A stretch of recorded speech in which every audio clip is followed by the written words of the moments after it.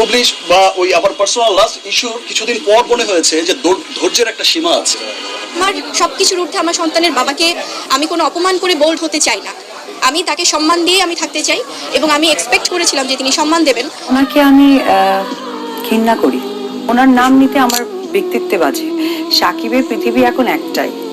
এবার লাইভে উপস্থিত হলেন শাকিব খান, বুবলি এবং অপু বিশ্বাস। সামনাসামনি হাড্ডাহাড্ডি লড়াই চলবে। তো ভিউয়ার্স, পুরো ভিডিওটি অবশ্যই দেখবেন, না হলে মিস করবেন অনেক কিছু।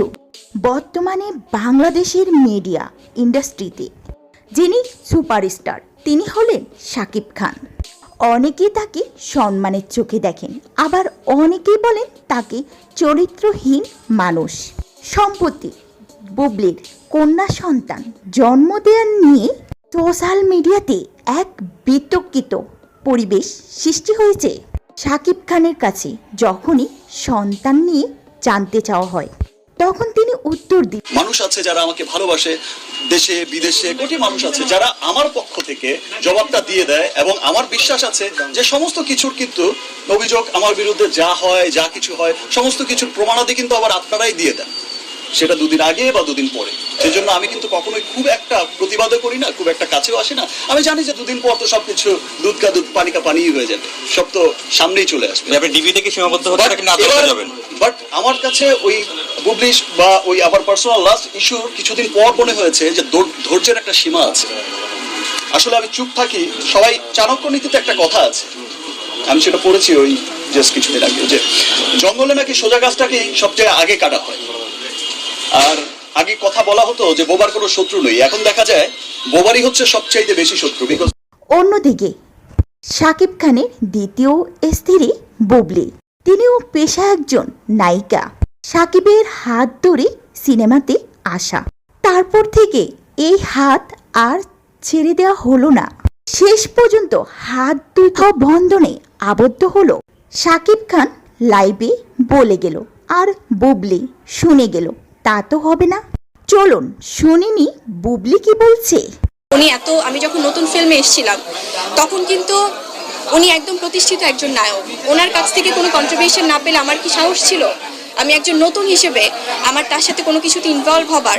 এবং উনি অনেক অনেক ইস্যু এনেছেন যেগুলো নিয়ে আসলে আমি আজকে কথা বলতে চাইনি। আমি আমার সবকিছুর ঊর্ধ্বে আমার সন্তানের বাবাকে আমি কোনো অপমান করে বোল্ড হতে চাই না। আমি তাকে সম্মান দিয়ে আমি থাকতে চাই এবং আমি এক্সপেক্ট করেছিলাম যে তিনি সম্মান দেবেন, কিন্তু তিনি যদি আমাকে তার সন্তানের মাকে অসম্মান করে যদি তিনি তার পুরুষত্ব জাহির করতে চায়, এটা আমার সোসাইটির কাছে আমার প্রশ্ন যে আসলে কোনো কিছুতেই কি তার কোনো কন্ট্রিবিউশন ছিল না। এবং আমি যখন নতুন ফিল্মে এসেছিলাম তখন কিন্তু উনি একদম প্রতিষ্ঠিত একজন নায়ক। ওনার কাছ থেকে কোনো কন্ট্রিবিউশন না পেলে আমার কি সাহস ছিল। টু ভিউয়ার্স, শুনলেন তো বুবলির কথা। এবার আমরা আসবো পাস্ট ইন পাস্ট। বুঝতে পারছেন আমরা কার কথা বলছি? শাকিব খানের প্রথম স্ত্রী অপু বিশ্বাসের কথায়, যিনিও পেশায় একজন নায়িকা। শাকিবের সঙ্গে জুটি বেঁধে সিনেমার জগতে অভিনয় করে দর্শকদের উপহার দিয়েছে শত শত সিনেমা। এক সময় এই জুটিটি প্রেমে পরিণত হয় এবং শেষমেশ গোপনে বিয়ে, বাচ্চা সব কিছুই যা কিনা দর্শকদের চক্ষু আড়ালে। তিনিও এবার চুপ থাকলেন না। ওনাকে আমি ঘৃণা করি, ওনার নাম নিতে আমার ব্যক্তিত্বে বাজে। সাকিবের পৃথিবী এখন একটাই, সেখানে পৃথিবীর কেউই এন্ট্রি দিতে পারবে না, সেটা অবশ্যই জয় এবং বীর। এটা তার ওয়ার্ল্ডের একদম ইম্পর্টেন্ট একটা পার্সন। সেখানে কে আসলো গেল কি হয়েছে ওগুলো তার মাথা ব্যথায় না। শাকিব, বুবলি এবং অপু বিশ্বাসের কথাগুলো শুনে আপনার কাছে তার কথাটি সবচেয়ে যুক্তিপূর্ণ মনে হলো? অবশ্যই ভিডিওটির নিচে কমেন্ট সেকশনে জানাতে ভুলবেন না।